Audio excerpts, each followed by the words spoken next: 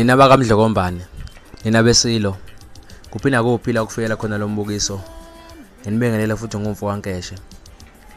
Ngithi-ke namhlanje indaba engiza nazo ezeyinsizwe ezimbili, amaqhawe amabili lawa akwaMseleku, ojezi elikhulu, ezebhova, abafana bakaMgqumeni, undle emnyama kanye naye laphana uSikhevani mfowakaMseleku.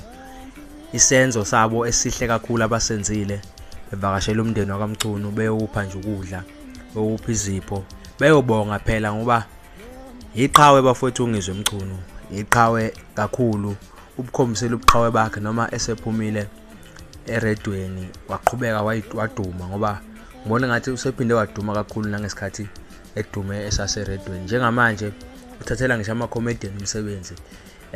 Uyayimela into ayishoyo and uma uthiwa sesiyakhuluma indaba yebhova nendaba yamtshengiseni, uNgizwe uyiphushe kakhulu futhi baningi ama-artists awaphushile la emculweni ngendlela esimanga. Siyayibonga ke lento eyenziwe lezi insizwa, siyayithakasela futhi ngathi bangaqhubeka bonke abanye bewabonge wonke amaqhawe esaphila.